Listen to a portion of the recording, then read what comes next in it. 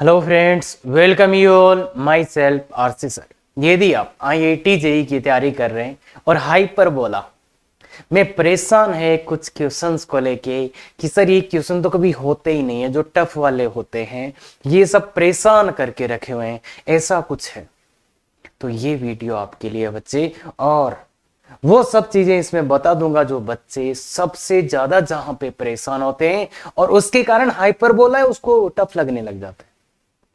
और ये ऐसे क्वेश्चंस इन कोचिंग्स के जो टेस्ट पेपर होते हैं जानबूझ के डाले जाते हैं कि बच्चे परेशान हो। ऐसा कुछ है तो बिल्कुल ये वीडियो पूरा देख लो। हाँ, ये बहुत ही गजब के क्वेश्चंस होते हैं, कंसेप्ट क्लियरिटी आता है। इन क्वेश्चंस को मेंस में तो बिल्कुल नहीं पूछा जाता। कुछ क्वेश्चंस हाँ आगे करेंगे, बाकी कुछ ऐसे क्वेश्चंस जो परेशान करते हैं वो भी इसमें कवर होने वाले हैं, तो वो समझ में आ जाएगा आपको बहुत ही शानदार तरीके।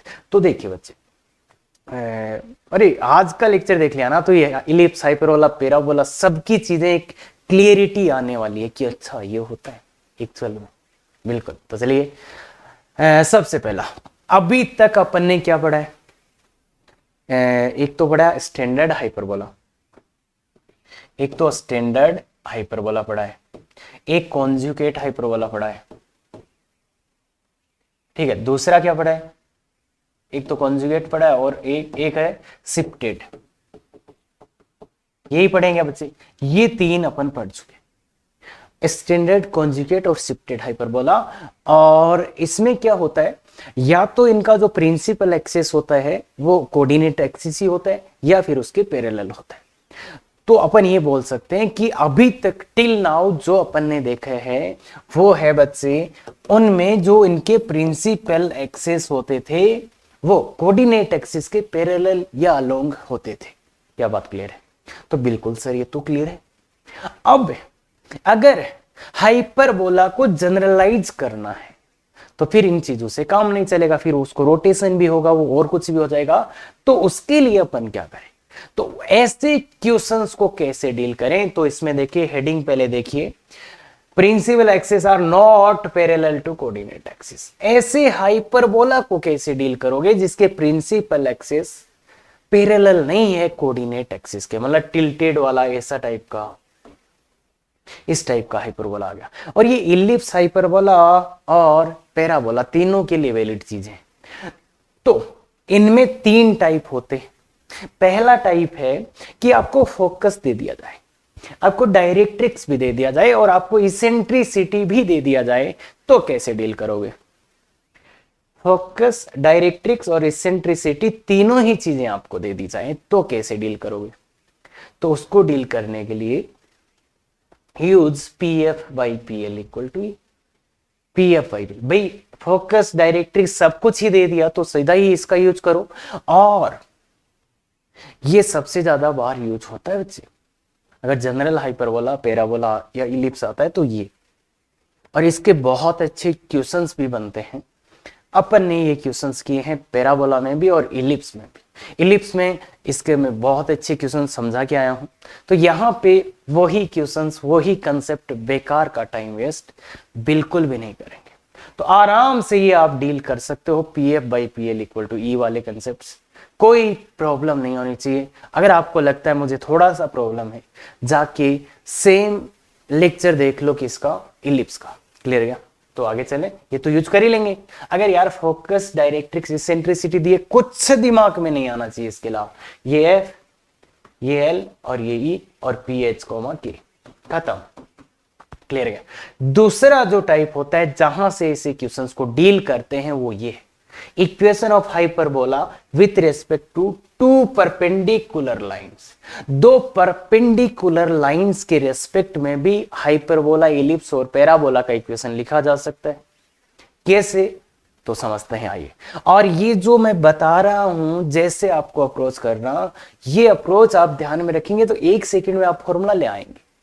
बिल्कुल बच्चे। तो देखो, जो अपना हाइपरबोला होता है वो ऐसे ही होता है और ये किसी पॉइंट P का लोकस ही होता है। जो भी हाइपरबोला आप ऐसे लिखने की कोशिश कर रहे हो भाई, ये किसी पॉइंट का ही तो लोकस होता है। तो ये तो इसमें थोड़ा सा देखते हैं अपन, ये दोनों परपेंडिकुलर है और यहां से यहां की डिस्टेंस अगर मैं निकालूंगा, तुम नॉर्मली बोलोगे तो y बोलोगे, और अच्छा बोलोगे तो मोड y बोलोगे, और ये डिस्टेंस क्या बोलोगे, x या मोड x, यही बोलोगे। और एक चीज ध्यान रखना, मोड x स्क्वायर बराबर x स्क्वायर होता है, ये भी बिल्कुल ठीक है सर।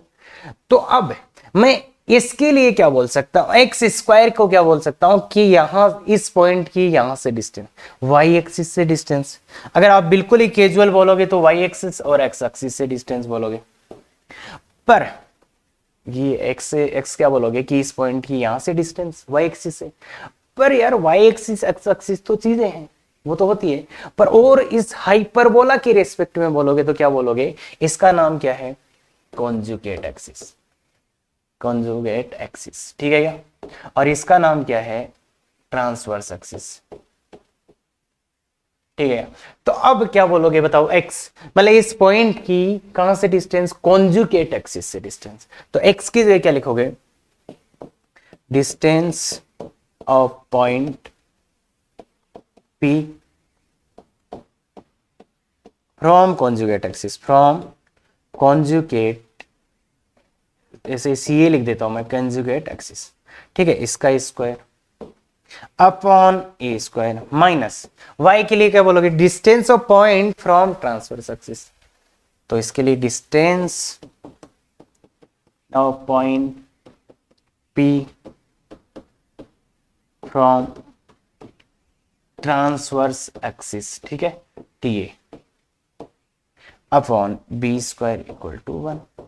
अब ये याद कैसे रहेगा, ये याद कैसे रहेगा, तो ये क्या है बच्चे, सेमी ट्रांसवर्स एक्सिस है ना, सेमी ट्रांसवर्स एक्सिस। तो ये ट्रांसवर्स है तो यहां कॉन्जुगेट आएगा, अगर नीचे ट्रांसवर्स एक्सिस है तो ऊपर कॉन्जुगेट आएगा, और ये क्या है, सेमी कॉन्जुगेट एक्सिस, ये कॉन्जुगेट एक्सिस है तो यहां पे क्या आएगा, मतलब ये रिवर्स है, उल्टा है ना, रिवर्स। तो ये याद रखना तो बहुत आसान है, याद रखना तो बहुत आसान है, बस यहां पे जो दिक्कत करते हैं वो लोग इसके कारण ही करते हैं, डिस्टेंस वो भूल जाते हैं। तो गौर से देख लो, इसको ही मैंने ऐसे लिखा है, और याद करना इज वेरी इजी, या ध्यान में रखना इज वेरी इजी। क्यों, क्योंकि नीचे अगर ए स्क्वायर आ रहा है, ए मतलब अरे भाई इसमें ए का मतलब क्या होता है, सेमी ट्रांसवर्स एक्सिस, तो ऊपर क्या होगा, कॉन्जुगेट एक्सिस से डिस्टेंस। ए स्क्वायर के ऊपर लिख दो कॉन्जुगेट एक्सिस से डिस्टेंस का स्क्वायर, बी स्क्वायर के ऊपर लिख दो ट्रांसवर्स एक्सिस, और इक्वल टू तो 1 है। क्या बात क्लियर है, बहुत ही आसान है। तो मतलब इसी को ध्यान में रख लो कि भाई ए स्क्वायर है, उसकी जगह ऊपर क्या लिखना है मुझे, ए स्क्वायर ट्रांसवर्स मतलब उसके ऊपर distance of point P from conjugate axis, खत्म। क्या ये बात कर सकते हो, तो ये दोनों ही आपस में परपेंडिकुलर होती है, तो इसलिए ये चीज आता है। और जब भी दो परपेंडिकुलर लाइंस यहां लिखी हुई दिख जाए तो समझ जाना यही है, यही है। चाहे फिर ये पैराबोला हो, हाँ पैराबोला में भी इसका यूज कर सकते हैं, अरे वो सेम ही है, उधर एक वो मॉडुलस आ जाएगा बस, और कोई डिफरेंस नहीं है बच्चे। और इसमें कर सकते हो, क्या बात क्लियर है, पक्का। तो चलो आगे चलते हैं। हाँ तो लिखिए पहला क्वेश्चन है, अब गजब का क्वेश्चन बनाया हुआ है भाई, सिंपल क्वेश्चन मैं इलिप्स में समझा के आ गया हूं, अब सिंपल क्वेश्चन नहीं बताऊंगा, और थोड़ा ध्यान से देना, एडवांस लेवल पे चल रहे हैं अपन, अब एग्जैक्टली एडवांस लेवल है ये, 3-4 स्लाइड आगे वाली, फिर वापस, ठीक है।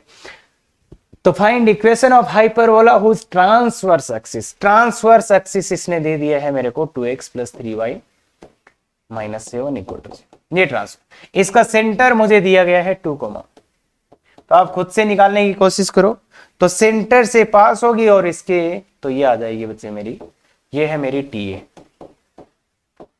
ये है मेरी CA का इक्वेशन, एक ऐसी लाइन जो इसके परपेंडिकुलर होगी और इससे पास होगी। तो इसके परपेंडिकुलर लाइन लिखना है तो 3x - 2y, और इससे पास कराना है इसको, तो ये इसको सेटिस्फाई करना चाहिए, तो देखो -4 बराबर। अरे आप आराम से लिख लेना बच्चे, बिल्कुल इतना जल्दी भी आप लिख सकते हो, ये पॉइंट डालो, देखो सेटिस्फाई कर रहा है, तो इसके परपेंडिकुलर और इस पॉइंट से पास, तो एक कॉन्जुगेट एक्सिस आ गई। अब जो मेरे को वैल्यू चाहिए, मेरे को दोनों एक्सिस आ गई, तो मेरे को A और B का वैल्यू चाहिए। अब इसने A और B का वैल्यू नहीं दिया है, क्लियरली तो नहीं दिया है, तो अपने को इन जो भी इंफॉर्मेशन दी है इनसे ए और बी का वैल्यू लाना है। ये क्या है, फोकल लेंथ 2AE। ये क्या दिया, डिस्टेंस बिटवीन डायरेक्ट्रिक्स। अब डायरेक्ट्रिक्स के बीच में डिस्टेंस वही रहेगा बच्चों, अरे ये x बराबर AE और ये x बराबर माइनस AE, यही होता है क्या। तो इन दोनों के बीच का डिस्टेंस 2AE। देखिए देखिए देखिए, इन दोनों डायरेक्ट्रिक्स के बीच का डिस्टेंस 2AE, तो 6। इन दोनों को मल्टीप्लाई कर दो तो 4 into a square equal to 8 into 6। दोनों को मल्टीप्लाई कर दिया तो ए का वैल्यू आएगा, भाई ए और बी का वैल्यू तो चाहिए, तो ए स्क्वायर इक्वल टू 12। इस वैल्यू को यहां पुट करोगे तो 2 इंटू रूट 12 इंटू ई बराबर 8, तो ये 2 बाहर निकल जाएगा, तो 4 2/√3 ए का वैल्यू आ जाएगा। ध्यान से देखिए, ध्यान से, ये ए का वैल्यू यहां पुट किया तो ए का। अब b square equal to A square minus 1, तो ए स्क्वायर आ चुका है अपने पास 12 into a square 4/3 minus 1 that is 1/3, तो 4। बी स्क्वायर का वैल्यू भी आ चुका, ए स्क्वायर आ गया, बी स्क्वायर आ गया, ये दो वैल्यू चाहिए थी और कुछ नहीं चाहिए बस। तो लिखेंगे इसमें x square by A square minus y square by B square equal to 1। तो ए स्क्वायर का वैल्यू है 12, ए होता है ट्रांसवर्स एक्सिस, ये होता है टीए, तो इससे ऊपर क्या आएगा, सी ए से दूरी, पॉइंट पी की, पी क्या होता है एक्स वाई, तो एक्स वाई की कहां से डिस्टेंस बच्चे, इससे डिस्टेंस, तो कितना आएगा उससे डिस्टेंस बोलो, 3x माइनस 2y माइनस 4, नहीं माइनस कितना है, माइनस 4 ही है, अपॉन √13 इसके मॉडुलस का स्क्वायर। यही आएगा क्या बच्चे, बोलो, देखिए बोलो बच्चे, यही आएगा क्या, ए स्क्वायर के ऊपर कॉन्जुगेट एक्सिस से डिस्टेंस माइनस बी स्क्वायर का वैल्यू है 4, इसके ऊपर कहां से डिस्टेंस, ट्रांसवर्स एक्सिस से डिस्टेंस, तो इस पॉइंट की वहां से डिस्टेंस 2x प्लस 3y और माइनस का 7 का मॉड अपॉन √13, देखिए बच्चे, का होल स्क्वायर इक्वल टू 1, ये आ गया, खत्म, ये आ गया। तो सीधा सीधा ए स्क्वायर के ऊपर क्या लिखना है, कहां से डिस्टेंस, ए स्क्वायर ट्रांसवर्स मतलब ऊपर कॉन्जुगेट से डिस्टेंस, खत्म। इस 13 को नीचे ले जाओ तो ये 3x माइनस 2y माइनस 4 का whole square 13 into 12 minus 2x plus, अरे भाई मॉडुलस पे हट जाएगा, अपॉन 13 इंटू 4 इक्वल टू 1, ये आंसर आ जाएगा। तो कोई दिक्कत ही नहीं आना चाहिए, ध्यान से देखो, अरे दोनों एक्सिस आपके पास हो ना तो इक्वेशन लिखना इज वेरी इजी। और यहाँ पे वही हो रहा था, ये ट्रांसवर्स एक्सिस दिया था, कॉन्जुगेट बहुत ही इजीली फाइंड आउट किया जा सकता है, तो सीधा सीधा ये करा और आंसर ले आए। दूसरा तरीके से भी आप कर सकते हो कि इसका फोकस ले आओ, डायरेक्ट्रिक्स ले आओ, और उसके बाद भी आप कर सकते हो, पर बहुत टाइम लग जाएगा। क्लियर है क्या, तो कोशिश करो समझने की। अरे भाई मैं सीधा सीधा यार ए स्क्वायर बी स्क्वायर दे सकता था, पर कुछ चीजें और भी तुम एक्सप्लोर कर लो अभी, क्योंकि ऐसी ही चीजें एग्जाम में फंसती है। क्लियर है बात, नहीं सर, इलिप्स देख के आओ, इलिप्स देख के आओ पहले, पक्का। हाँ, अब एक गजब का क्वेश्चन करने जा रहे हैं। हाँ, ये क्वेश्चन मैंने इलिप्स में भी कराए हैं, पर क्यों वापस ले रहा हूं, क्योंकि यहाँ पे बच्चों को कॉन्फिडेंस नहीं आता, वो बार बार यही गलतियां करते रहते, तो इसलिए बिल्कुल बच्चे देखिए, ये देखो सबसे पहली बात परपेंडिकुलर लाइंस, देखते ही समझ में आना चाहिए ये और ये परपेंडिकुलर लाइंस है, तो सर ये इक्वेशन ऑफ हाइपरबोला है, क्योंकि बीच में माइनस है और ये लाइन से डिस्टेंस है, तो ये परपेंडिकुलर। देखो पिछले वाले में ये दिख रहा था, लास्ट में जब अपन ने इक्वेशन लिखा तो देखो ये दो परपेंडिकुलर लाइन दिख रही है क्या, दोनों पर, तो यही हो रहा है, तो इसलिए इसको देखते ही समझ जाना चाहिए परपेंडिकुलर लाइंस। तो इसको डिस्टेंस फॉर्मेट में बनाओ, तो x प्लस 2y प्लस 1 का मॉडुलस अपॉन कितना देना पड़ेगा, √5 का whole square minus 2x minus y upon √5 का होल स्क्वायर बराबर। अब भाई इधर देखो 5 से डिवाइड किया मैंने, इधर 5 से डिवाइड किया मैंने, √5 मतलब स्क्वायर तो 5, तो 80/5 भी लिखना पड़ेगा मेरे को। अब इसको डिवाइड कर दो इधर, तो ये आ जाएगा x प्लस 2y प्लस 1 का मॉडुलस अपॉन रूट 5 का whole square by 16 minus 2x minus y का मॉडुलस अपॉन रूट 5 का whole square by 16 equal to 1। Clear है क्या? ये है बच्चे ए स्क्वायर, ये है बी स्क्वायर, मतलब ये किसका है? ट्रांसवर्स एक्सिस है। ये कौन सा है? कॉन्जुगेट एक्सिस है। भाई आगे 1 है तो ये ट्रांसवर्स, ये कॉन्जुगेट। अरे कौन बड़ा कौन छोटे से यहाँ काम नहीं चलता, ये बड़ा ये बड़ी ना। अगर आगे 1 है तो ये ट्रांसवर्स, ये कॉन्जुगेट। क्लियर है क्या? और ये ट्रांसवर्स होता है कॉन्जुगेट, तो इसलिए ये ट्रांसवर्स है। तो ये जो इक्वेशन लिखा है ये कौन सा है? Conjugate axis. कॉन्जुगेट एक्सिस क्या आ गया? X plus 2y plus 1 equal to 0। तो ये कॉन्जुगेट एक्सिस है और इसके ऊपर कॉन्जुगेट के ऊपर ट्रांसवर्स, तो ये ट्रांसवर्स एक्सिस है, उसका इक्वेशन है 2x minus Y equal to 0। क्या बात क्लियर है? अब अपने को क्या चाहिए भाई? इसने बोल दिया कि इसकी फोकाई निकाल के बताओ, तो उसके लिए देखो क्या करना पड़ता है। ये ट्रांसवर्स एक्सिस, ये कॉन्जुगेट एक्सिस, तो ये सेंटर आ जाएगा। ये TA है बच्चे और ये CA। अब TA पे फोकाई कहां पे होती है? तो इस सेंटर से कितनी डिस्टेंस पे? AE distance. और इधर भी सेंटर से कितनी डिस्टेंस पे? AE डिस्टेंस पे। तो ये दो फोकाई होंगी F1 और F2। अब इनको निकालने के लिए क्या तुम्हें नहीं पता चल रहा? क्या तुम्हें नहीं दिख रहा कि ये देखो, इससे इस ही लाइन पे ट्रांसवर्स एक्सिस, इस लाइन पे इस पॉइंट से ए डिस्टेंस इधर और ए डिस्टेंस इधर, क्या चाहिए? पॉइंट चाहिए। तो लाइन का पैरामीट्रिक याद आया? अरे इसी लाइन पे इस पॉइंट से ए डिस्टेंस इधर और ए डिस्टेंस इधर, तो सीधा सीधा parametric x1 plus minus R cos theta, x1 plus minus R cos theta और comma y1 plus minus R sine theta. बस इनके वैल्यू ले आओ।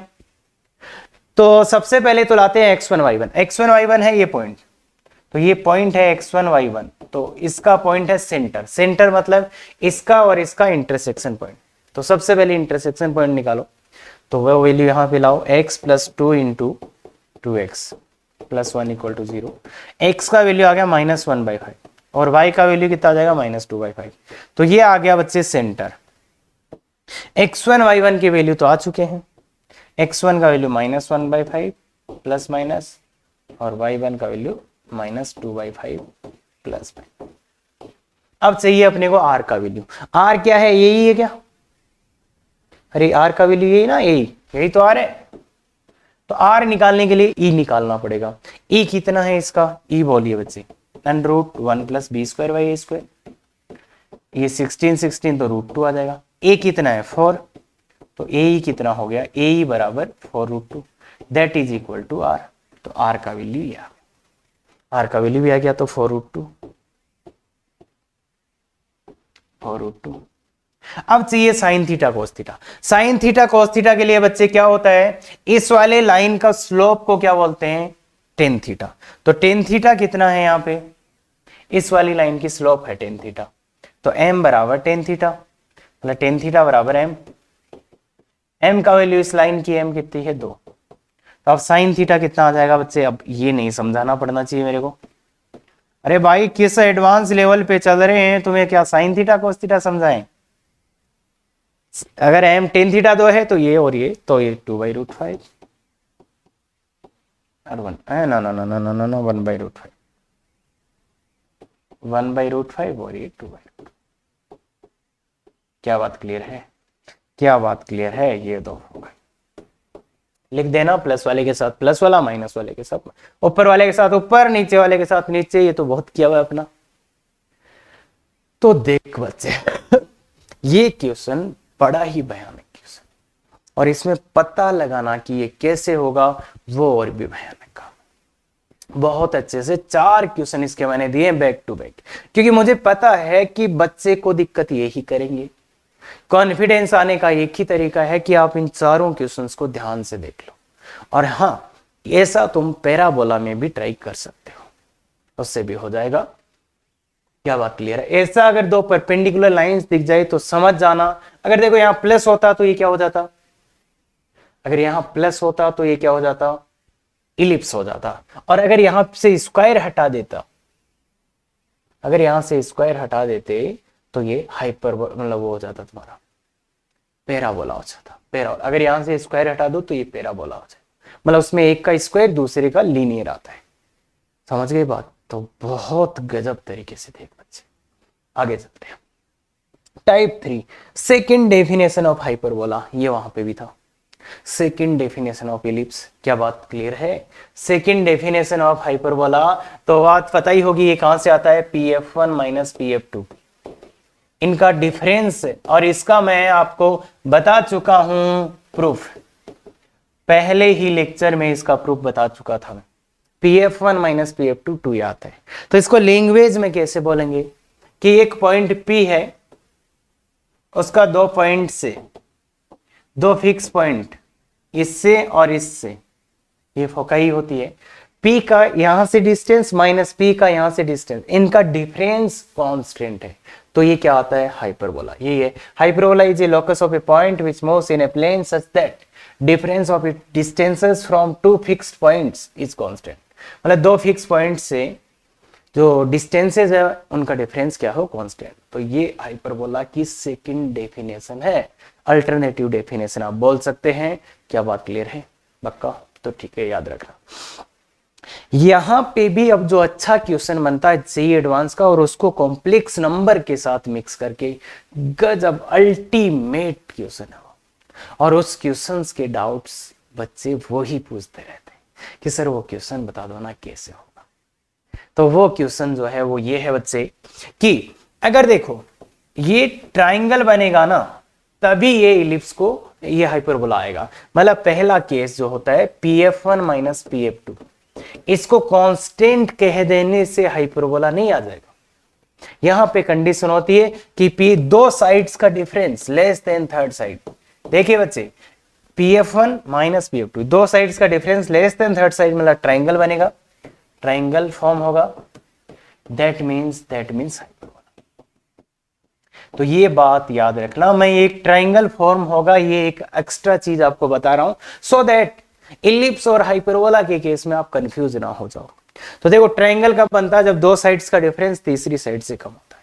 सेम चीज इलिप्स में भी था, वहां ट्राइंगल बनना कब है?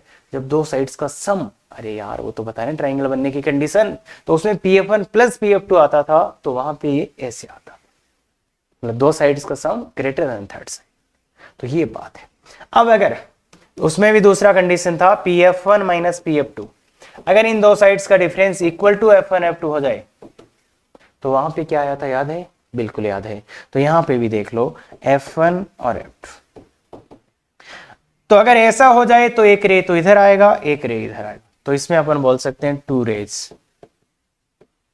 रेज, दो रे आएंगी, दो रे, एक इधर। देखो इसका P का लोकस ऐसा आएगा, यहां पे P लो, तो pf1 माइनस pf2, तो इसमें ये आ जाएगा। समझ गए? तो इसलिए यहां पे जब pf1 माइनस pf2 होता है f1 f2 के इक्वल, तो दो रेज आ जाएगा। तीसरा कंडीशन बिना बोले भी पता है आपको, pf1 माइनस pf2 अगर ग्रेटर देन f1 f2 हो जाए तो नो रियल लॉकस। तो ये जो कंसेप्ट है ना, ये है एडवांस लेवल का, और मतलब मजे आ जाएंगे अगर आप समझ पाए। कोशिश करो समझने की कि ऐसा क्यों हो रहा है। क्लियर है क्या? सेम चीज इलिप्स में भी था। तो इस जब सेकंड डेफिनेशन अपन लिखते हैं, उसके साथ एक कंडीशन और होता है कि वो जो pf1 f2 क्या एक ट्राइंगल बनाने चाहिए, तभी वो इलिप्स या हाइपरबोला को रिप्रेजेंट करेगा, अदरवाइज नहीं। अब तुम बोलोगे इस पे कैसे क्वेश्चन पूछ लेगा सर? वो बहुत गजब क्वेश्चन पूछता है वो, कॉम्प्लेक्स।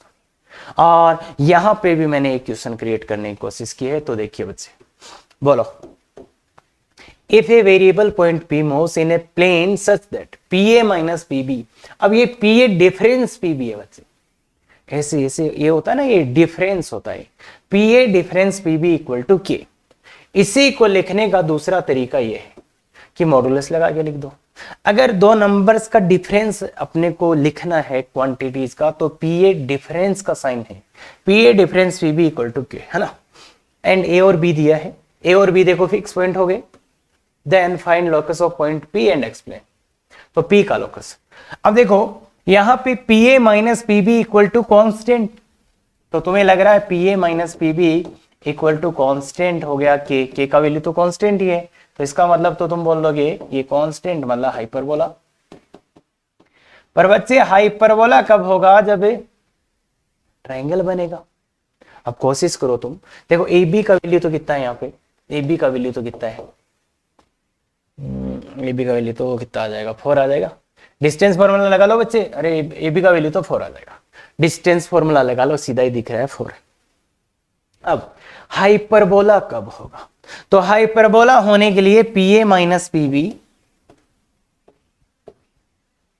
दो साइड्स का difference less than third side होना चाहिए, तो देखो तब हाइपरबोला बनता है। तो यहां पे क्या आया, फर्स्ट वाले केस में P A minus P B का वैल्यू कितना आ गया, यहाँ पे P A minus P B equal to K था, तो के का वैल्यू यहाँ पे 4 दिया तो 4 आ गया, और ए बी का वैल्यू कितना था 4, तो यहां तो क्या आ गया बच्चे, P A minus P B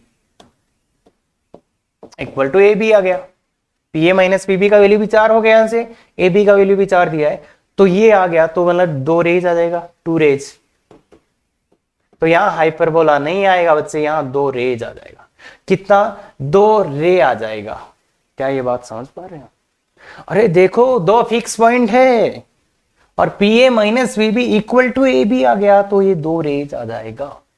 और इधर देखिए, इधर चेक करते हैं यहां क्या आ रहा है, तो यहां P A minus P B equal to 10 हो गया,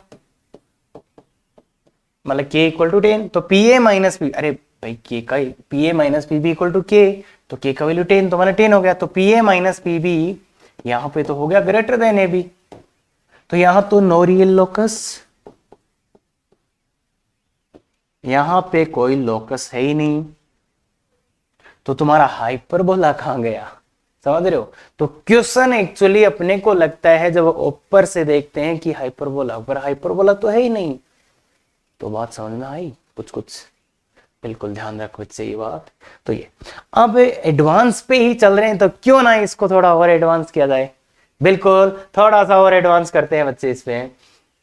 मैं बोलूं ये 2 रे है, इनका इक्वेशन लिख के बताओ, मैथमेटिकली इनको कैसे लिखोगे, ये जो 2 रेज हैं इनका इक्वेशन लिख के बताओ तब माने। तो अब इन 2 रेज का तुम इक्वेशन लिखने की कोशिश करोगे, ए से इधर और बी से इधर, तो ये 2 रेज आएंगी 2,7 और 6, तो इनका इक्वेशन कैसे लिखे भाई, 2 रे का इक्वेशन कैसे लिखे, रे हो रही है तो रे का इक्वेशन कैसे लिखो, तो रे का इक्वेशन लिखने के लिए अपने को क्या चाहिए, अपने को क्या चाहिए रे का इक्वेशन लिखने के लिए, रे का इक्वेशन लिखने के लिए अपने को क्या चाहिए, तो देखो तुम क्या चाहिए तुम्हें, तो देखो ए बी का इक्वेशन लिख देता अगर ये लाइन भी पूरी होती, मैं ए बी का इक्वेशन लिख देता अगर ये पूरी लाइन होती तो, पर अब क्या करूं मैं, तो इसलिए अब ए बी का इक्वेशन ही लिखूंगा मैं। ए बी का इक्वेशन क्या है, y equal to 7, but x belongs to minus infinity से, अरे ए बी का इक्वेशन लिख लेना, y बराबर 7 आ जाएगा, y बिलोंग्स टू ये से यूनियन 6 से इंफिनिटी, मतलब x का वैल्यू ये होना चाहिए, x का वैल्यू माइनस इंफिनिटी से 2 तक और 6 से इंफिनिटी, देखो ये रहा 2, माइनस इंफिनिटी से 2 तक हो सकता है x, और 6 से इंफिनिटी, मतलब इनके बीच वाला कुछ भी नहीं हो सकता, तो ये चीज है बच्चे। रे का इक्वेशन लिखना सीखना है तो देखिए बच्चे, अब चलते हैं आगे।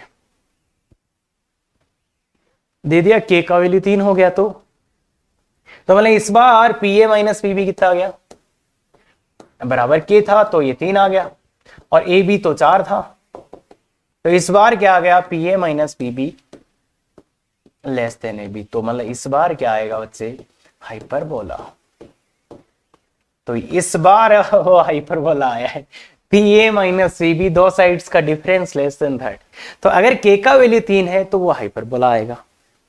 अब क्वेश्चन एडवांस ही है, तो चलो फिर थोड़ा और एडवांस आते कि उस हाइपरबोला का इक्वेशन क्या आएगा, उस हाइपरबोला का इक्वेशन क्या आएगा, तो वो बताओ, उस हाइपरबोला का इक्वेशन बताओ।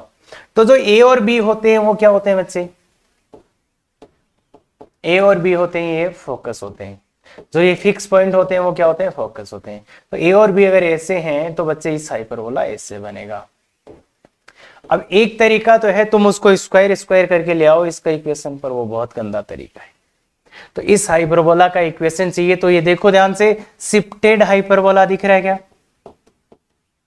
ये शिफ्टेड हाइपरबोला है बच्चे। ये कैसा हाइपरबोला है, शिफ्टेड हाइपरबोला है। तो शिफ्टेड हाइपरबोला का इक्वेशन कैसे लाओगे, शिफ्टेड हाइपरबोला का इक्वेशन कैसे लाओगे, तो बताइए यार, एक्स माइनस, शिफ्टेड हाइपरबोला है तो इसका इक्वेशन कैसे आएगा, एक्स माइनस एल्फा का whole square by A square minus Y minus beta का whole square by B square equal to 1। बस अल्फा बीटा और इसका ए बी का वैल्यू लाने। तो सेंटर के लिए अल्फा बीटा होता है, तो सेंटर बताओ इसका मिड पॉइंट। अरे दोनों फोकस है ना, ये फोकस का मिड पॉइंट, तो क्या आ जाएगा 4,7। ये तो 4,7 आ जाएगा, ये तो आ जाएगा 4,7। तो अल्फा बीटा की वैल्यू। अब ए और बी का वैल्यू कैसे लाएं, तो ए और बी के लिए देखिए बच्चे, P A minus P B, चलो मैं अब इससे लिख देता हूं, P A minus P B क्या होता है, ए और बी के लिए डाल रहे हैं तो P A minus P B 2a। तो यहां पे P A minus P B का वैल्यू 3, तो 3 बराबर 2। तो ए का वैल्यू आपके पास आ चुका है 3/2, ए का वैल्यू आ गया।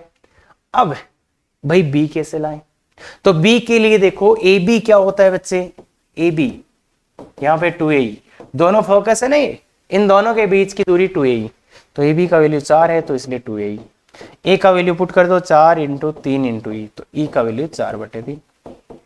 तो अब अपन बी निकाल सकते हैं, ई आ गया ए आ गया तो बी निकाल सकते हैं, B square equal to A square 1 minus E square minus 1, ये अपन बिल्कुल निकाल सकते हैं। ए स्क्वायर मतलब 9/4 इंटू ई स्क्वायर, ई का स्क्वायर करना बच्चे तो 16/9 माइनस 1, तो बोलो बच्चे 9 से 9 कट जाएगा और ये 7/4 आ जाएगा।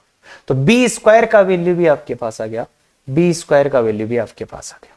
तो अब लिख दो यहां पे x माइनस एल्फा का मान 4 होल स्क्वायर अपॉन ए स्क्वायर कितना है 9/4 माइनस y माइनस बीटा 7 का whole square upon B square. देखो ध्यान से देखो, बी स्क्वायर का ही वैल्यू है तो 7/4 इक्वल टू 1। तो ये आंसर, ध्यान से देख बच्चे, ये आंसर आ गया। तो उस हाइपरबोला का ये इक्वेशन है और आपको ये समझना है कि वो शिफ्टेड हाइपरबोला है, काफी गजब की चीज है। तो ये क्वेश्चन हो सकता है आपको कुछ भी हवा नहीं लगी हो, कोई फर्क नहीं पड़ेगा बच्चे, बस ये याद रखो कि एडवांस के टाइम ये करना है, मेंस वाले टाइम छोड़ के जा सकते हो, उनके बस की बात नहीं है। तो ये बहुत गजब की चीज है बच्चे, क्लियर है क्या, बिल्कुल। चलो तो आगे चलते, अब आ रहे हैं ये क्वेश्चन पैराबोला में करा चुका और कहां करा चुका, एलिप्स में करा चुका। आज के दिन आपसे ये क्वेश्चन होना चाहिए बिल्कुल बच्चे, पूरा आपको समझ में आना चाहिए कि क्या करने वाले हैं। तो two unequal fixed circles are disjoint, मतलब दो अनइक्वल फिक्स्ड सर्कल्स, डिसजॉइंट का मतलब एक दूसरे से दूर दूर है, डिसजॉइंट का मतलब एक दूसरे से दूर दूर है, तो ऐसी बात है। लाई इन ए प्लेन, एक प्लेन में है। If a variable circle touches both the circles externally touch कर रहा है, then prove that locus of centre of variable circle. तो ये वेरिएबल सर्कल है, इसको टच कर रहा है, तो सीधा सीधा यार है C1 R plus R1, C2 R plus R2, clear है क्या। अब लोकस निकालना है, समझ में आ रहा है, C1 minus C2 equal to R1 minus R2। तो ये कांस्टेंट और ये constant that is also less than C1 C2।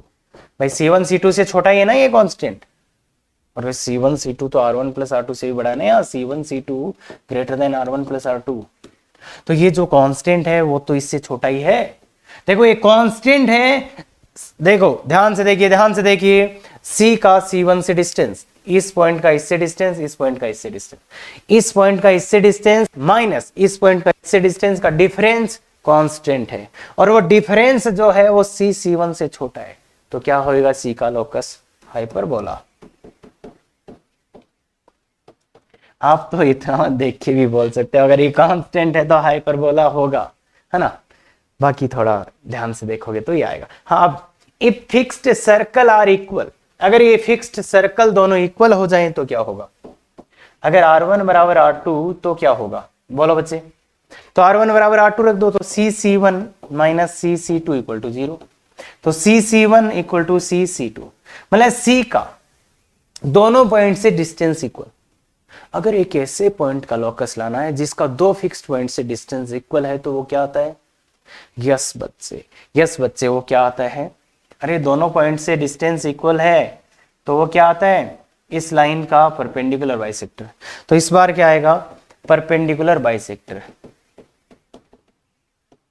Of C1 C1 C2।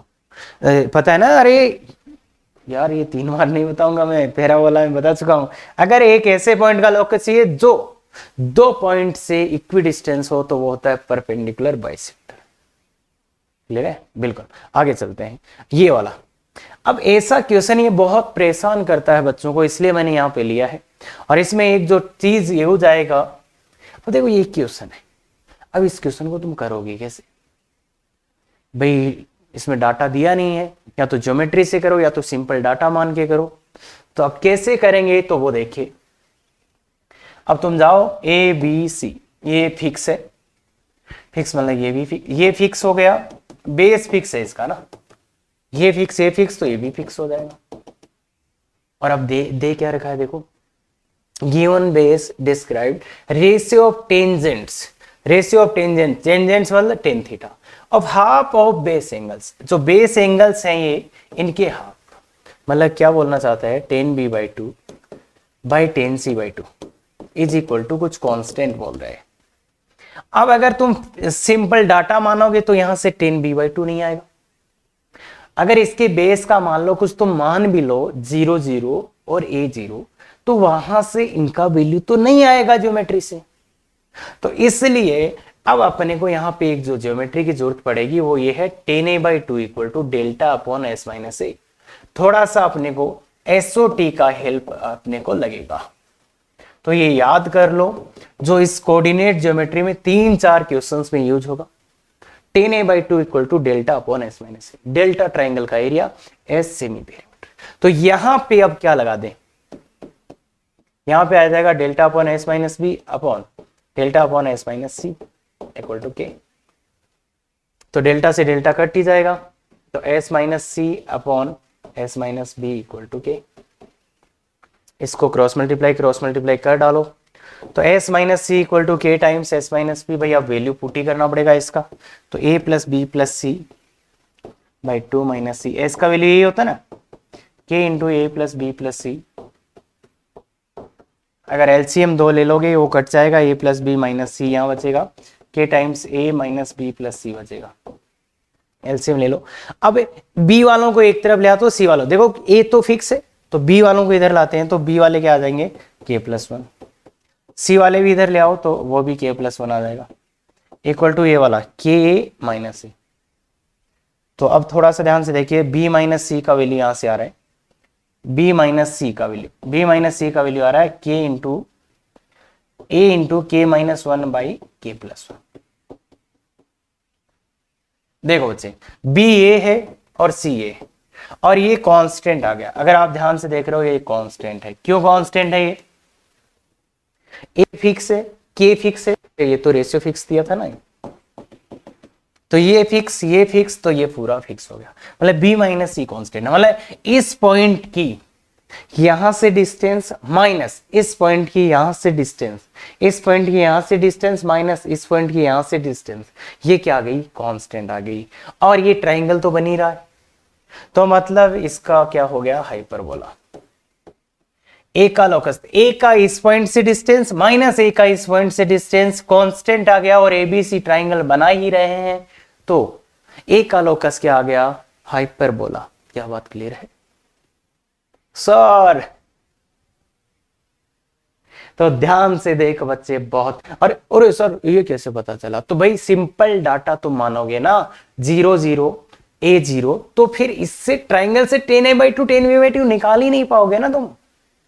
तो इसलिए आपको ये लगाना ही पड़ेगा तो इसको याद कर लो, इसको याद कर लो, एसओटी से याद करना पड़ेगा ये।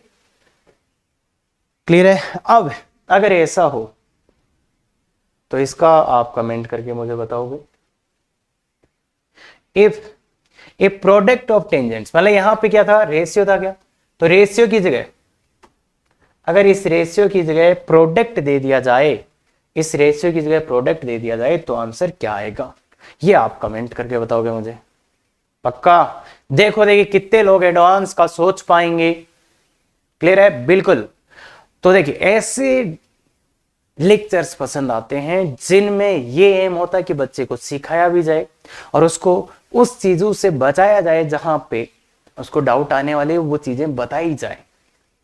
तो ये इसी टाइप का बहुत, ये वीडियो भाई एडवांस है पूरा, और गजब के आपको ये क्वेश्चंस पक्की डाउट आने ही वाले थे।